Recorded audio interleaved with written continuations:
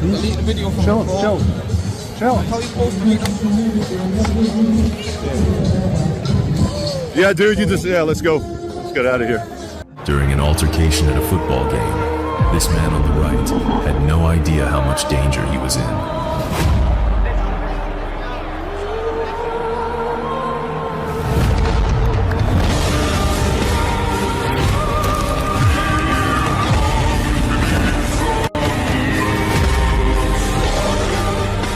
We all know the science-based guys. Any top three you choose. Tell me if you would describe their physique as excellent, average, or mediocre. And where would you put that in that? I guarantee you it's not in excellent. It's somewhere in the middle, right? We all know the science-based guys. Science guys really need to answer this question before anything. Why is it that you remain so mediocre, yet you know so much? Here we see the classic meathead mentality that's destroying modern masculinity.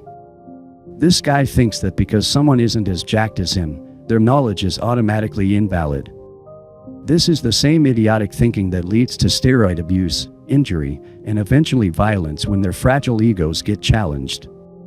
These gym bros have built their entire identity around their physique, so when someone smaller than them has more knowledge, their whole worldview collapses. I know I don't need to respond to this, but since he asked, using science-based training, I won Natural Bodybuilding Nationals. I earned my pro card on the most competitive stage in the World Natural Bodybuilding Federation. I placed second in my first bodybuilding pro show, and while doing this, I set the Canadian record on the bench press, and I set a provincial record on the squat. I currently weigh 180 pounds at 5 foot 5 inches tall, which is pretty close to my natural limit given my height and my genetics. That's all besides the point though, because facts are facts. Information is either right or wrong. It doesn't matter who that information is coming from. If the people with the best physiques had the most knowledge, why would C-Bum need a coach? He has the best physique on the planet. Who could possibly know more than him? Well, it's pretty obvious that bodybuilding success comes from great genetics and really hard training, and if you want to make it in the IFBB, steroid use. I like science because it gives me more confidence in what actually works and what doesn't, because it isolates variables. If you trust a big guy's advice over scientific studies, that doesn't bother me. I listen to what big guys have to say too. What's the least amount of work you can do and still make gains? Well, there's science to answer this. For strength, just one heavy set done 2 to 3 times per week will build strength in most people. Here's a study showing that. For health, it's even less. Just 1 hour of lifting per week is enough to reduce risk of death from all causes by about 30%. A few moments later. Damn.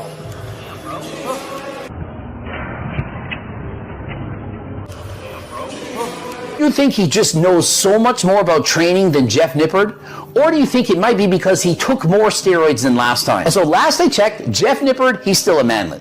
He's what, 5 foot 5, 180 pounds? And in comparison, Mike Van Wyck, he's way bigger than this guy. Over 6 feet tall and much bigger. And so, in my opinion, it's not even a fair fight. Unlike most people covering this story, I actually go to the same gym as both of them. I've seen Mike in the gym. I've met Jeff. Jeff's a super nice guy. He always keeps himself super humble, super chill. Now, I got one question for Mike Van Wyck. What did Jeff Nippard do to you where you had to physically assault him? You were over 6 feet, you were over 250 pounds. But even if you were the same size, why are you assaulting a man while he's filming? This is the question that exposes everything wrong with this situation. A 250-pound man physically assaulting a 180-pound guy over a YouTube disagreement. The reason that we have currently is that Mike made a critique video on Jeff. Jeff responded. Is the nicest response video I have ever seen. And assuming that Mike assaulted Jeff on the basis of this, that is career destruction. He will be sued so hard. Now, with that being said, maybe Jeff fucked his girl. Maybe Jeff stole all his trend. We don't know. But if he assaulted him on the basis of this, you're a loser. Nice to meet you, brother. I'm a huge fan. I don't really agree with everything you say, but other than that, I'm a huge fan. Okay. You're big as bro. Thanks, how much do you weigh? 310. 310? Hell yeah. How tall are you? 6 foot. You might have my friend. Chance, bro. You know, my friend just wanted to confirm. No, we're good, man. No, we're good. Why? Why are you touching me? We're not going to do any of that. We're not going to do any of that. I was just asking his height and weight. Don't worry about it. Appreciate you coming by. Step out, bro. Wait, why can't we check your height and weight? You don't have to touch me. I mean, I was just asking your height and weight. There's no reason to touch me. I'm not touching you. You don't have to touch me. Please, what's the big deal? You just asked your height and weight. What is the point, guys? We're just asking your height and weight. Why is this guy trying to be intimidating? Talk to him. Hey, why are you trying to be intimidating? Why are you trying to be intimidating? I'm intimidating to you. You think I give a f***? You know who I am? Who are you? Get the f*** out of here. We just asked his height and weight. What's the big deal? Get the f*** out of here. We will, but what's we're asking whatever the f*** I want. Why are you getting in my face to ask his height and weight? What do you guys think? You're tough guys? No. Guys. Get the fuck out of here. I'm your worst fucking nightmare. Get the fuck out of here. You don't know who I am. See you later. Tanner, this is our worst nightmare. We better get out. What is tough about this? What is tough about weighing someone? How are we tough guys? You don't understand. Like, you come in the booth. I don't understand this. This doesn't happen unless you come in the fucking booth, right? I asked you a question. How is that my fucking booth? It's not a fucking public booth. It's a public event, my guy. We're making a huge mistake, Tanner. I will go back to prison. You think I give a fuck? That sucks, bro. Why would you want to go back to prison? Because I love it. This incident perfectly illustrates how modern men have confused physical size with actual strength, aggression with confidence, and intimidation with respect. Let's break down what really happened here. You have Jeff Nippard, a science-based trainer who's accomplished more in natural bodybuilding than 99% of gym goers will ever achieve, being challenged by someone who thinks knowledge only matters if it comes from the biggest guy in the room. When Jeff politely responds to criticism with facts, studies, and his actual credentials, the response isn't a counter-argument or evidence, it's physical violence. This is the mindset of a child trapped in a grown man's body. When you can't win an argument with logic, you resort to force. When your ego gets bruised by someone smaller than you being more knowledgeable, you try to use your size to make them shut up. This isn't alpha behavior, this is the most beta response possible. The attacker represents everything wrong with modern gym culture. These guys build their entire identity around being the biggest person in the room, but they have the emotional intelligence of a toddler having a tantrum. They've spent so much time focusing on their exterior that they've completely neglected developing any interior strength, wisdom, or character. What makes this even more pathetic is that Jeff handled the initial criticism with more class and professionalism than most people could manage. He didn't attack back, didn't insult the guy's intelligence, just laid out his credentials and explained his position.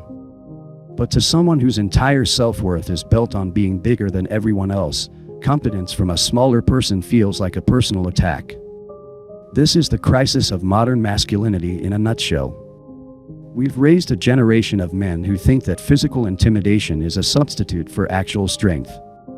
They confuse being loud with being right, being big with being powerful, and being aggressive with being masculine.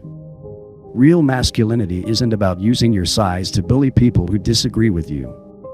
It's about having the confidence to engage with criticism, the wisdom to learn from people regardless of their size, and the emotional regulation to handle conflict without resorting to violence.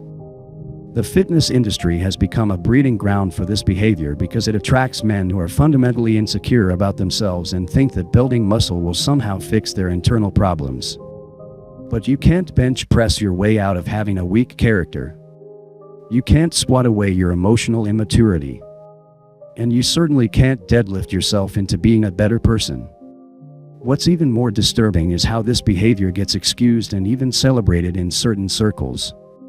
There are people who will watch this and think Mike was somehow justified in attacking Jeff because he disrespected him or he needed to be put in his place. This is the mentality of cavemen, not civilized human beings. The truth is that Mike just destroyed his own reputation and probably his career over a YouTube video. He showed the entire world that he can't handle criticism and thinks violence is an appropriate response to disagreement. No serious person will want to work with him after this, and he'll be known forever as the guy who assaulted someone half his size over internet drama. At the end of the day, the strongest men are the ones who don't need to prove it by beating up smaller people. The most confident men are the ones who can admit when they don't know something. And the most masculine men are the ones who protect others instead of preying on them. Mike thought he was showing everyone how tough he was. Instead, he showed everyone how weak he really is inside.